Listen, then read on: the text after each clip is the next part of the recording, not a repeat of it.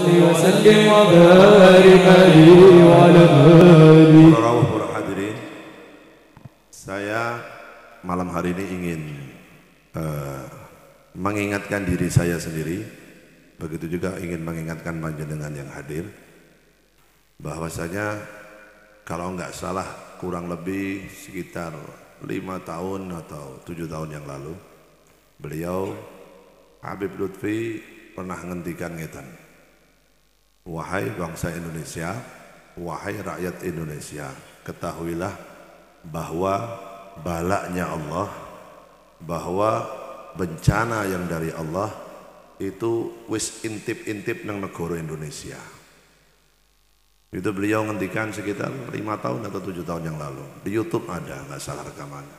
Beliau ngendikan ngeten, iki bala udah siap turun ke Indonesia, siap ngucur wis intip-intip nang negara Indonesia, nang bumi, nang dunya.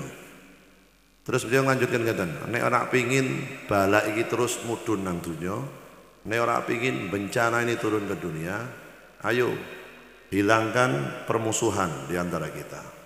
Hilangkan iri dengki di antara kita, hilangkan rasa saling suudon antar muslim khususnya. Nomor 2, beliau ngendikan ngeten, ayo dandani coro ibadahmu nang Gusti Allah Subhanahu wa taala. Ini semua karena ada sesuatu hal yang tidak benar yang dilakukan oleh saudara-saudara kita, baik dalam hal cara beribadah kepada Allah, dalam hal memuji Nabi Muhammad, cara mencintai Nabi Muhammad dengan cara yang salah. Walaupun ada yang mengatakan bahwasanya solawat model nopo mawon niku tetap ketompo. Solawat nganggo bahasa Jawa ya sah, solawat bahasa Indonesia nggak apa-apa, solawat bahasa Arab apalagi nggak apa-apa. Cuman sering saya bicara dimanapun majelis Az-Zahir berada, bahwa yang namanya kebaikan itu tidak akan pernah diperoleh terkecuali dengan ilmu. Yang namanya kebaikan itu akan diperoleh melalui dan menggunakan ilmu. Cara beribadah kepada Allah itu ada ilmunya. Yang punya ilmu ulama, yang punya ilmu para habaib, para kiai, para orang-orang yang memang sudah ahli di bidang itu. Oleh karenanya, kalau panjenengan kalian kula, supaya ibadah kita ini nggak keliru, supaya nggak sia-sia, capek kita sujud, ruku, kita wiridan, kita berbuat apapun, supaya nggak sia-sia, ayo datang ke ulama, sowan teng para yai, sowan teng para habaib, datang, tanya, yai kula niki salat model ngeten, menurut panjenengan sah napa boten, saya napa boten, tanya, jangan malu, karena kebanyakan dari kita ini hanya tahu belajar dari turun-menurun melihat orang-orang tua kita. Padahal belum tentu orang-orang tua kita di antara kita yang hadir ini belum tentu ada sholatnya yang benar, belum tentu. Ada yang salah sholatnya. Tapi karena kita ini malu atau malas untuk datang kepada kiai, kepada habaib, wis pokoknya bapakku biar sholatnya model ngene, ya aku sholatnya model ngene. Padahal belum tentu sholatnya ayahmu itu benar. Makanya yang punya ilmunya itu adalah para kiai, para ulama, para habaib. Datang sowan. Di samping kita memperbaiki cara ibadah kita, jenengan silaturahmi ke rumahnya ulama itu sudah mendapat pahala, sudah mendapatkan berkah, sudah mendapatkan kemanfaatan. Jenengan ningali wajahnya para alim itu sudah dapat berkah. Ngelihat aja, datang menginjak rumahnya, datang ke rumahnya itu sudah dapat pahala. Apalagi di situ plus menimba ilmu, belajar agama, tambah double-double lagi pahalanya. Jadi kan di antara kita banyak nih sekarang. Nyuwun sewu di antaranya para lelaki ini. Saya sering melihat di mana-mana kalau saya berhenti di jalan, saya mampir sholat di masjid-masjid mana, kuatah tiang-tiang jaler niki, anak-anak laki yang masih muda, karena memang ini zamannya modern, anak milenial, nganggo celana jin, kaosnya ngepret, nek sholat koyone wis hebat, sampean tapi nek sujud, nyuwun ngapunten, silitmu ketok, wong lanang-lanang kuwi, serius loh. Ente ini kalau sholat gak sadar, yang diperhatikan cuma tampak depannya saja. Celonone diunggah ke situ, Allahu Akbar. Begitu sujud, ya Allah, merek Indomaret kayak gitu. Celonomu kan merek Indomaret celonomu. Kadang mereknya Hing, GT Man-nya ono kabeh. Tak kandhani sampean. Batas orang laki itu dari pusar atas ini sampai dengkul. Kalau ini tertutup sholatmu sah, tapi kalau itu terbuka sholatmu batal, rasa. Lah kalau jenengan sujud nyuwun sewu itu pantatnya kelihatan sedikit, sholatmu rasa. Auratmu kebuka, sholatmu batal. Tapi karena sudah menjadi kebiasaan, nggak ada yang mau mengingatkan di masjid-masjid, padahal kita ngelihat ini kelihatan celananya kalau sujud, celananya ngangkat ke bawah gitu, kelihatan sedikit pantatnya gitu, batal sampean. Nggak boleh. Perbaiki itu cara ibadahnya. Makanya tanya pada ulama, datang kepada kiai sowan, kiai kula ngeten-ngeten, hukum ngeten iki pripun, hukum ngeten pripun, ojo ndongok Google wae. Datang, lah nek wedok-wedok memang wis ana mukenah. Ada mukenah sekarang tuh memang tertutup dari mulai rambut sampai kaki udah tertutup semua, ora bakal ketok-ketok nek wong wedok. Kecuali wong wedok sing salat ora nggo mukenah. Sing model yaknah. Salate sak karepe dhewe. Makanya datang, perbaiki ini semua termasuk adanya virus corona ini. Mungkin yang dikatakan Habib Lutfi 5 tahun yang lalu, hati-hati balak wis intip-intip nang negara Indonesia. Ayo berbuat baik, jangan saling menghina, jangan saling menebar hoak, jangan saling menebar kebencian di media sosial, jangan saling menyebar apa yang namanya permusuhan di Facebook, di Instagram, di YouTube, dimanapun. Ini terus-terusan, apalagi kemarin nyun ngapunten, nyun sewu. Kemarin waktu Pilpres Indonesia, Masya Allah, kiai karo kiai ditu, Habib karo Habib ditu, Habib karo kiai ditu, pemerintah karo rakyat ditu, TNI Polri ditu karo rakyat, ini Masya Allah, semuanya. NU ditu karo iki, terus dihajar, ruwet, sampai ada yang baku hantam. Sampai sekarang masih ada yang nggak aman, sampai sekarang itu ada. Dampaknya Pilpres kemarin sampai detik ini masih berasa ada. Lah nek model begini terus, jangankan corona yang lebih besar pun bakal turun ke dunia. Kalau umat ini masih begini terus, penyakit yang lebih hebat dari corona nanti ada lagi. Kalau ini tidak diberhentikan, sudah waktunya selesai. Ayo podo mikir awak dewi. Jenengan ini jenengan dan kita dan saya terlalu sibuk memikir aibnya orang lain, sehingga kita lupa dengan aib diri kita sendiri. Kita ini sibuk ngurusi orang lain. Kita ini geger di Facebook selalu bikin status menghina orang lain. Kapan ente bikin status yang akan menulis aibmu sendiri di Facebook? Tulisan aibmu. Berapa kali anda meninggalkan sholat? Berapa kali anda bermaksiat? Berapa kali anda durhaka kepada orang tua? Berapa kali anda dengan sengaja meninggalkan perintah Allah? Tulisan di Facebook statusmu. Berani nggak? Nggak ada yang berani. Tapi kalau nulis status orang lain, oh jari ini ulama, tapi kok kelakuan yang ini? Lah kowe piye? Coba statusmu tulis sendiri di Facebook. Aku dino iki alhamdulillah ninggal sholat duhur. Alhamdulillah hari ini saya zino. Ngono wani tulisan. Alhamdulillah hari ini saya mendem ciu 3 botol. Ngono. Wani, orang wani. Semua merasa paling hebat dirinya sendiri. Tapi kalau melihat aibnya orang lain, Masya Allah sergap luar biasa.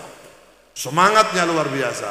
Ini kalau dilakukan begini terus, kalau umat ini selalu berbuat begini terus, jangankan corona, yang lebih besar dari corona mau corona mau orang ngerti aku. Ini corona cilik. Ini corona ini ya Allah kecil, peringatan dari Allah kecil.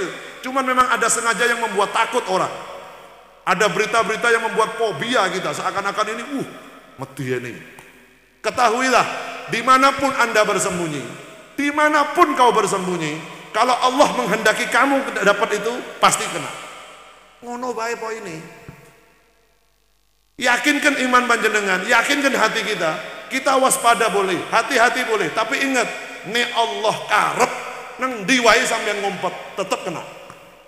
Tapi kalau Allah tidak bermaksud memberikan kita penyakit, walaupun anda hidup di tengah-tengah wabah itu, kalau Allah nggak menghendaki, aman sampean. Jadi kuncinya kepada siapa?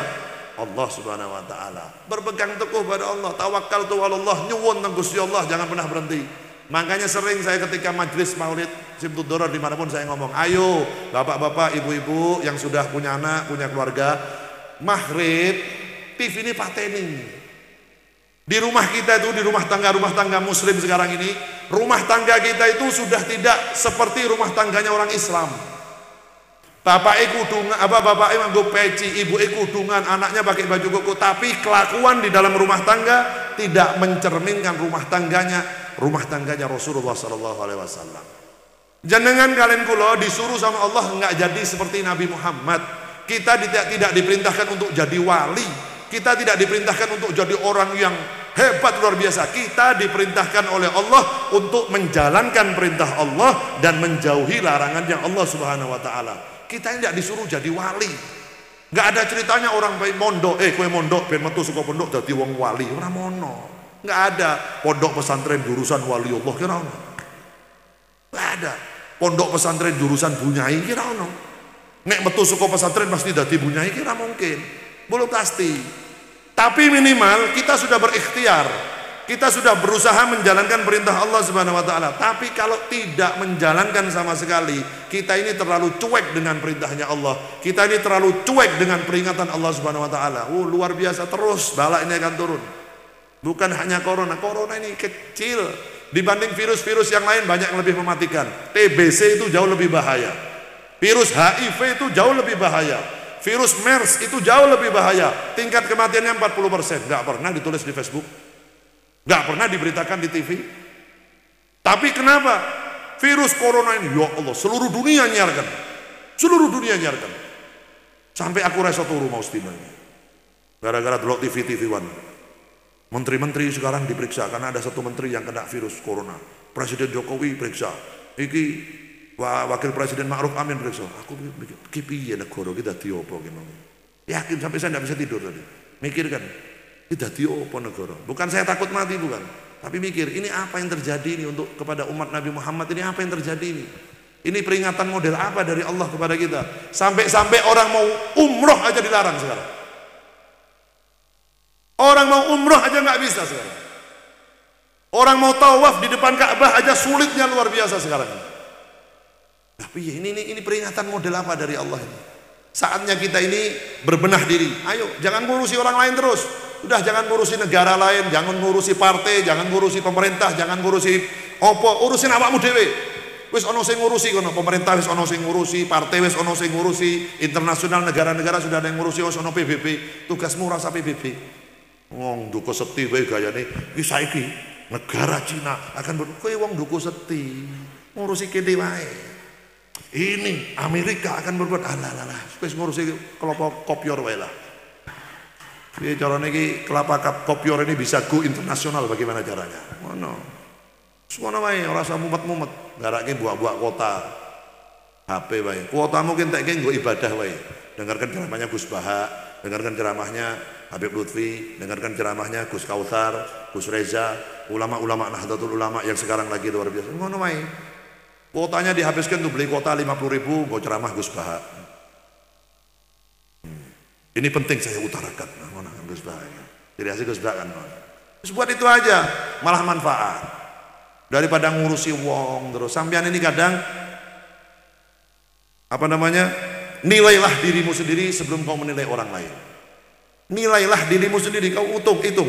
Dalam satu hari dari jam 6 pagi sampai jam 6 sore, berapa kali saya ingat sama Allah, berapa kali saya lalai kepada Allah Subhanahu wa taala. Ingat, coba diingat. Baru ngurusi orang lain. Kanjeng Nabi kira geger ngurusi wong liya, tapi Kanjeng Nabi peduli kepada umatnya sallallahu alaihi wasallam. Peduli Nabi Muhammad. Lah kepeduliannya Nabi Muhammad tidak membuka aibnya orang. Lah orang sekarang ini kan sengaja bawa HP, sengaja bawa kamera untuk mencari aibnya orang. Nek zaman biyen ana wong pacaran nang desa napa niki? Apa? Kedawung. Zaman dulu ada orang pacaran di bawah pohon mangga itu, di Kedawung didatangi sama orang tua. Dek, sampean saka pundi? Aku pati kota, Pak. Ngopo mrene? Iki karo koncoku. Ki pacarmu apa bojomu? Pacar kula. Aja ngruwete ning kene, wis. Aja nggawa balak ning kene metu. Aja pacaran nang desa kene. Kowe malah ngundang aib ning kene. Aja metu-metu. Ku zaman biyen. Nek zaman saiki ana wong pacaran, HP bermain. Ngumpat-ngumpat, duduk syuting, upload Facebook, anyar lur. Sudah kan? Nggih mboten? Anyar lur nang desa Kedawung lur, ana wong pacaran lur.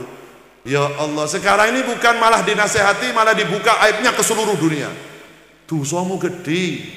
Yang pacaran dapat dosa, yang nyuting dapat dosa, yang membagikan di Facebook dapat dosa. Berarti Anda ini sodakoh dosa sedina. Hati-hati loh. Jangan seperti itu. Kalau ada orang berbuat yang tidak sesuai dengan jalan Islam, dengan syariat Allah, kita nasihati. Jangan malah dibuka aibnya. Jangan malah diumbar aibnya di media sosial. Hati-hati, nanti kalau sampean juga berbuat seperti itu, maka aibmu juga akan dibuka oleh orang lain. Kalau kita membuka aibnya orang lain, tidak lama aib kita juga akan dibuka oleh orang lain. Walaupun, nyun sewu, ini Habib ini, Habib Ali Zainal Abidin bin Segaf As-Segaf, yang jenengan Zahir Mania semua pingin datang dia kalau ada Habib Idin, koyo-koyonya Habib Idin kayak Masya Allah orang. Jenengan ini melihat saya orang yang luar biasa. Oh enggak. Seandainya Allah membuka aib saya ke depan jenengan saat ini, seandainya Allah malam ini mau membuka aib kekurangan saya di depan jenengan semua, saya yakin Zahir Mania bubar langsung. Ora dadi Zahir Mania, jebule Habib Idin wong ngene kok, jebule ngene. Tapi karena Allah nutup aib saya, jadi menurut jenengan saya orang baik. Ibu-ibu dan semua mas-mas, menurut jenengan, Habib Idin jadwalnya tiap malam tidak mungkin maksiat, pasti sholawatan tiap malam, jare sampean. Kenapa? Karena Allah menutup aib saya. Seandainya Allah membuka aib saya di hadapan panjenengan, saya yakin tidak ada yang mau, tidak ada yang sudi jadi Zahir Mania. Aku dadi Zahir Mania. Apa? Habib ya nah kowe ngono.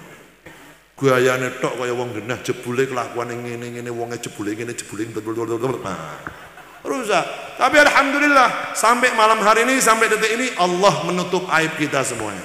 Semoga sampai di mahsyar nanti, sampai di akhirat nanti, sampai kita berjumpa dengan Nabi Muhammad, aib kita tetap ditutup oleh Allah Subhanahu wa taala. Allahumma amin ya rabbal alamin. Makanya hati-hati, ayo berubah, ayo berubah. Kalau ingin virus ini cepat hilang, kalau ingin virus ini nggak masuk ke Duku Seti dan Tayu, ayo silaturahmimu ditandani. Yang kemarin nggak baik dengan tetangga, berbuat baik dengan tetangga. Yang kemarin sholatnya tidak diperhatikan, ayo sholat berjamaah di masjid. Yang kemarin sholawatnya kepada Nabi Muhammad hanya asal sholawat, tapi nggak ngerti makna sholawat, nggak kenal kepada Nabi Muhammad, ayo belajar siapa Nabi Muhammad. Supaya apa? Sholawatmu berbobot, sholawatmu bermakna, sholawatmu lebih hebat ketimbang kemarin. Kenapa? Kemarin saya mengucapkan Komarun, saya ngertinya itu hanya lagu.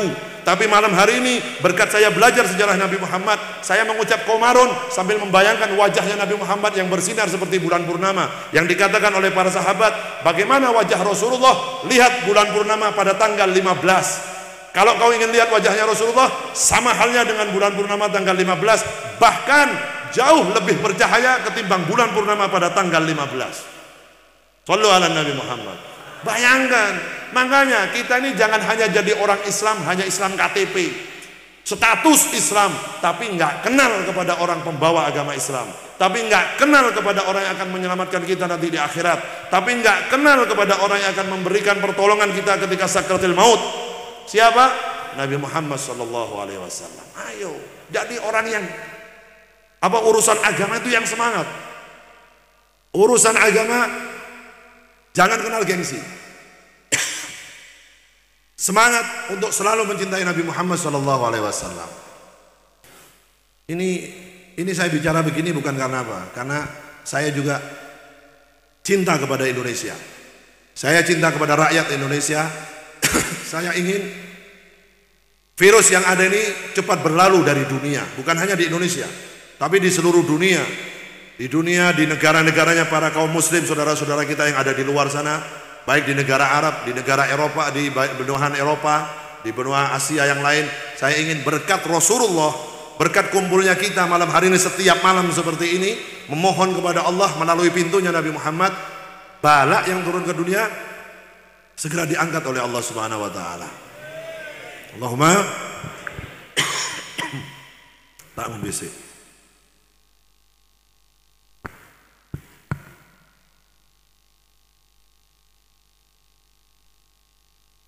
Oleh karenanya setiap pertemuan saya selalu mengajak panjenengan. Saya berharap khususan kepada Zahir Mania. Setiap semakin pertemuan demi pertemuan demi pertemuan bertambah pengetahuan kita tentang sosok Nabi Muhammad SAW. Jadi kita ini bersolawat sambil kita memejamkan mata, bayangkan Nabi Muhammad. Akhlaknya pripun, budi pekertinya pripun, wanginya seperti apa, tampannya Nabi Muhammad seperti apa, bayangkan. Jadi ketika kita mengucapkan ya Nabi salam alaika ya Rasul salam alaika, nangis sampean. Kenapa? Bayangkan Nabi Muhammad, urusan dunia selesai dulu, Istirahat dulu urusan dunia. Kita mengharap syafaat Nabi Muhammad betul-betul dari dalam hati kita. Karena kita butuh syafaat Rasulullah.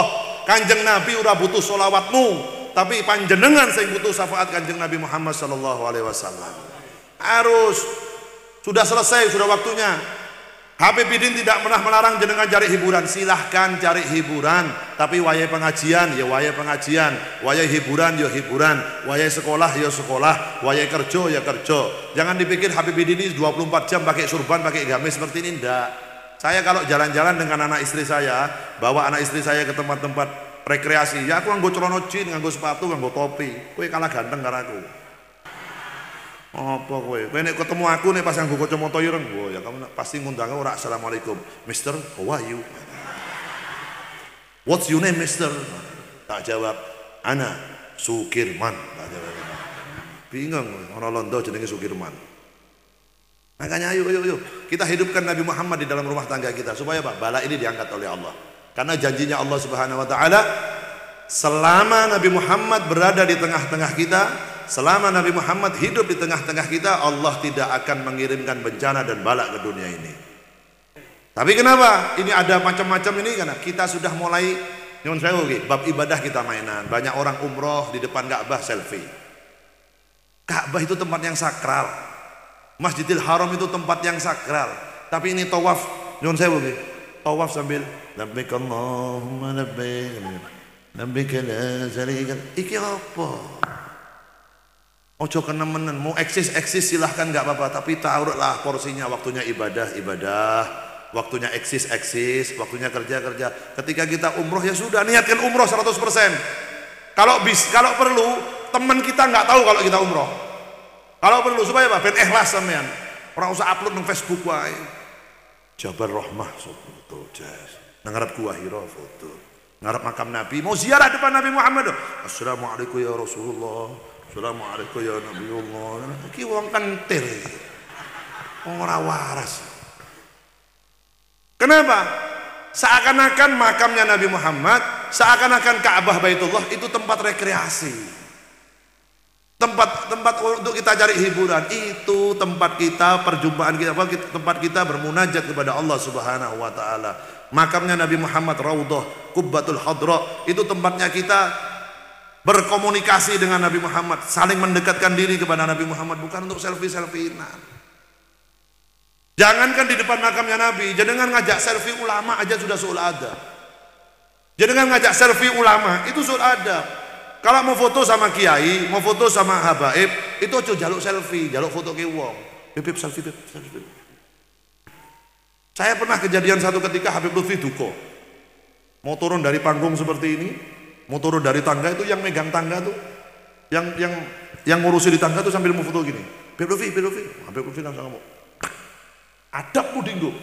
Lah adab dipakai. Ini sekarang adab sudah nggak dipakai di mana-mana. Sholat nggak pakai adab, wudhu nggak pakai adab, ngadepi wong tua orang gua adab. Datang ke majelisnya Nabi Muhammad model begini, adabnya nggak dipakai. Sholat menghadap Allah Subhanahu Wa Taala. Sholat berjamaah. Kadang anak-anak majelis model begini nih telat datang makmuman itu langsung khusyuk. Allahu Akbar, gangguin koncone sih. Allahu Akbar. Ini model apa ini? Perbaiki. Hubungan kita dengan Allah sakral itu luar biasa. Kalau boleh saya mengibaratkan begini. Kalau diibaratkan, tapi jangan disamakan ya, jangan disamakan. Saya hanya mengibaratkan begini. Waktu kita untuk menghadap Allah itu diibaratkan begini. Antara pertemuan bapak dengan anaknya. Bapak yang sudah lama nggak ketemu dengan anaknya, ketika masih bayi dipelihara oleh bapaknya sampai dia dewasa, sampai dia bisa kerja, sampai bisa mencari uang sendiri. Seorang bapak yang sudah tua ini hanya minta waktu. Nak, kamu kan sibuk bekerja, luangkan waktu buat ayahmu sebentar. Duduk ngobrol dengan ayahmu tanpa gangguan HP, tanpa gangguan apapun. Ayah ingin ngobrol dengan dirimu. Ibaratnya Allah itu ngasih waktu lima kali dalam sehari, itu pengen duduk dengan kita tanpa gangguan urusan apapun. Sholat duhur, asar, maghrib, isya, subuh, itu Allah sebagaimana seumpama seorang bapak pingin duduk dengan anaknya tanpa ada gangguan yang lain. Jadi kalau jenengan duduk dengan ayah jenengan, HP-mu pateni. Hormati orang tuamu, duduk dengan bapakmu. Pripuna, kerjaanmu piye? Kerjaanmu oh ngeten Pak, alhamdulillah. Jangan ada gangguan. Begitu duduk sama bapaknya, "Nang, kerjaanmu piye?" "Sudah Pak, niki bisnis Pak." Segera. "Halo. Piye? Tenge wis payu dong tenge." "Saya tak adol. Helikopter wis payu 7." Ngarepe bapak. Saya seorang bapak semua begitu, ya aku jengkel. Kenapa? Lah anakku ora ngergani aku. Wong sing tak ajak ngomong karo aku malah ngomong karo wong liya. Begitu juga Allah. Allah itu enggak minta kita 24 jam untuk sholat, enggak. Allah ngasih waktu cuma 5 kali dalam sehari. Wis. Selebihnya kamu kerja silahkan. Cari urusan duniawi, cari duit, nafkahi keluargamu. Cuman tolong, saya ingin berjumpa dengan dirimu, ingin ngobrol dengan dirimu 5 kali dalam sehari. Tanpa gangguan apapun. Itu dawuh Gusti Allah. Allah ibaratnya seperti itu. Salat zuhur, sholli fardhu dhuhri 4 rakaatin mustaqbil qiblatil qiblah. Allahu akbar. Ibaratnya kita ketemu dengan Allah. Ngobrol. Ojo diganggu HP. Ojo diganggu TV, pateni TV ini, HP ini pateni. Jadi Allah khusuk ngobrol sama kita. Kita minta apa ngobrol sama Allah, dijawabi sama Allah. Ya Allah, pekerjaan kula ben sukses ya Allah. Oh, sukses. Ya Allah paringi kula keluarga sakinah mawaddah warahmah. Yo tak turuti. Tidak ada gangguan. Sama halnya kalau kita minta sama bapak kita, "Pak, kula niki kerja Pak, tapi modal kula niki kurang." "Oh piye niki saya punya modal 1M, saya butuh 2M. Sing 1M saka aku, aja kuwatir." Kalau ngomongnya baik pasti dibantu sama orang tua. Tapi kalau jenengan ngomong sambil tengkreng, "Pak, njaluk duit 1M Pak ya. Duitku kurang ya, ora dikeki piye karo halo piye besune yo tak kamplenge karo aku. Sama dengan halnya kita mohon pada Allah, ayo yang khusyuk sama Allah. Lah apa? Sholat itu cuma berapa menit sih dibanding jenengan main Facebook, dibanding jenengan buang-buang waktu naik motor nggak ada kerjaan kesana kesini berapa jam. Sholat duhur itu bisa 5 menit aja hebat sama. Khusyuknya surah umum kelasnya wali 5 menit duhur loh. Allah Bismillahirrahmanirrahim. Ngono bacane berarti nek 5 menit. Alhamdulillahi Rabbil Alamin. Sholatmu kayak aku weruh. Sholli Allahu Akbar. Tungone paling banter kul huwaile ngono gayamu. Sholat duhur kul huwallahu ahad Allahu samad qul a'udzu birabbil falaq. Sholat asar kul huwallahu ahad. Sholat maghrib kul huwallahu ahad. Wis kono gayamu gitu. Ngono wis apik. Tapi ditingkatkan ibadahnya. Jangan puas dengan status kita saat ini. Urusan dunia aja jenengan nggak ada puasnya. Urusan dunia aja kita nggak pernah puas. Dulu kita nggak punya HP Nokia, belum ada WhatsAppnya, belum ada Facebooknya. Kita pingin punya. Ya Allah kapan aku duwe HP sama internetnya. Begitu punya HP ada internetnya. Ya Allah kapan aku duwe iPhone. Begitu ada iPhone ini, ya apa iPhone X kapan iPhone X, iPhone XR, iPhone ini terus nggak ada habisnya. Kenapa urusan ibadah jenengan nggak ada puasnya? Nggak pernah puas. Kok sekarang merasa puas? Saya penting sholat. Kenapa tidak seperti dengan urusan dunia? Harusnya urusan akhirat kita melebihi urusan dunia kita. Hari ini kita sholat duhur, ya Allah aku sholat duhur mau ora khusyuk. Begitu Allahu Akbar aku kelingan kerjaanku. Saya besok ketika sholat duhur harus lebih khusyuk dari hari ini. Ngono tuh kalau orang Islam. Harus begitu tuh. Kemarin saya puasa, saya masih banyak hambatan. Saya puasa Ramadan tahun yang lalu, ono pedote ping pindho. Tahun ini saya harus sempurna 30 hari.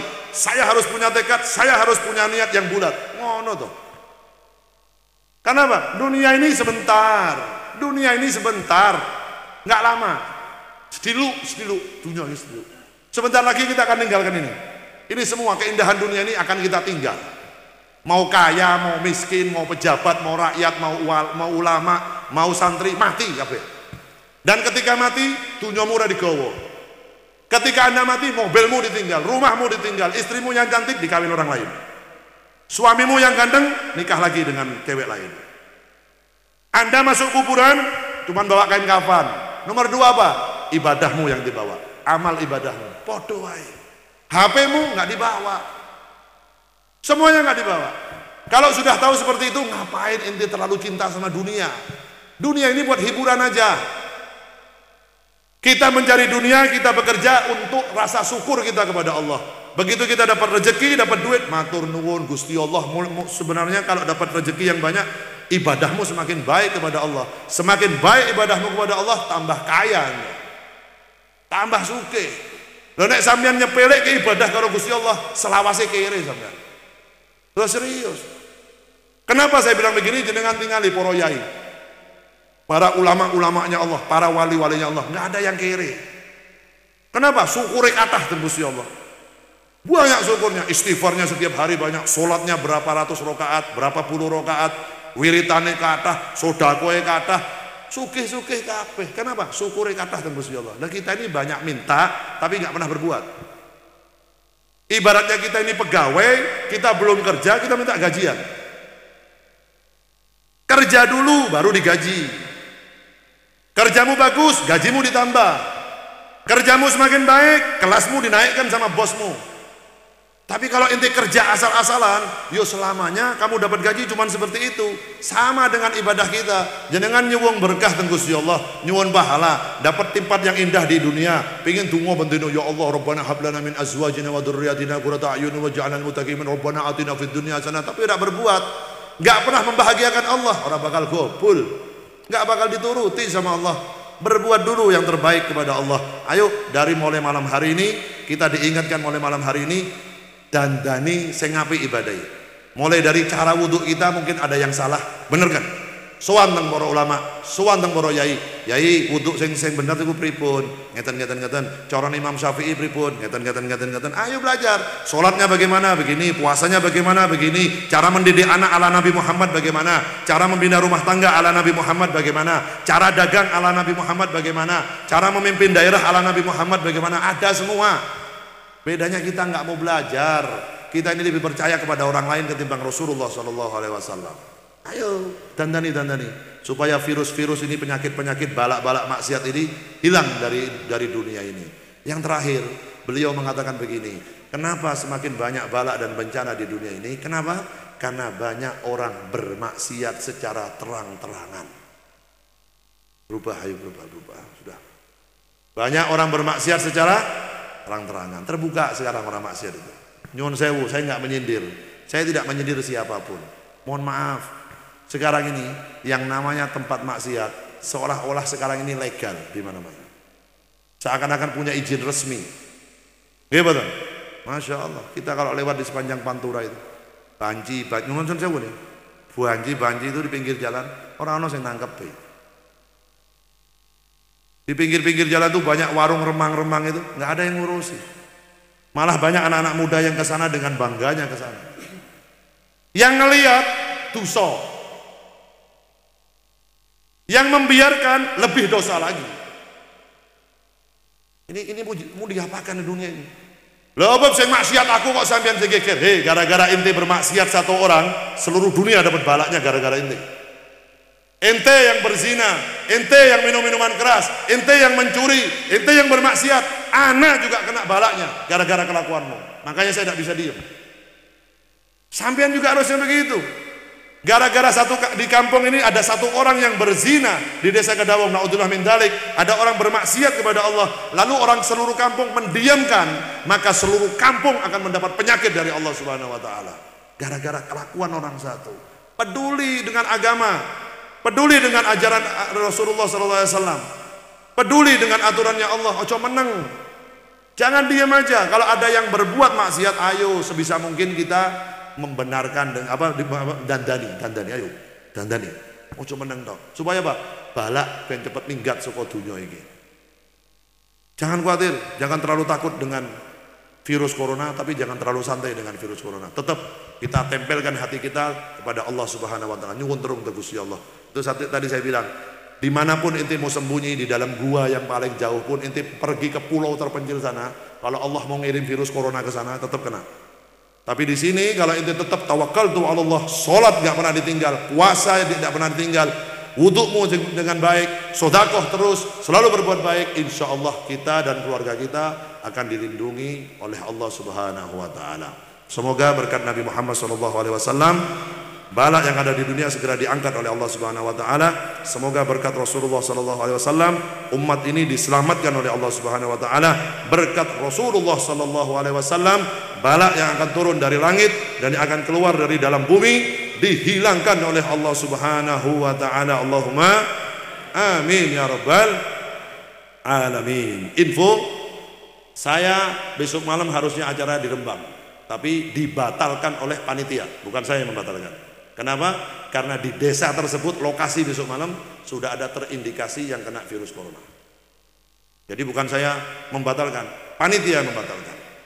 Besok malam batal acara di Rembang, desa apa Guneng.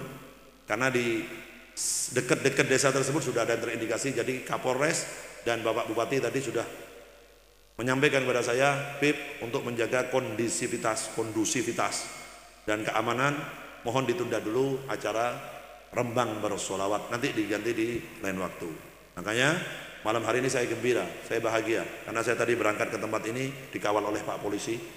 Polisinya juga mendukung acara ini, pemerintahannya mendukung acara ini, ulama-ulamanya mendukung, habaibnya mendukung, jenengan mendukung, insya Allah Kanjeng Nabi juga mendukung. Berkat majelis malam hari ini bukan hanya Pati, seluruh Indonesia aman. Allahumma amin ya rabbal alamin. Dan berikutnya adinul ulama.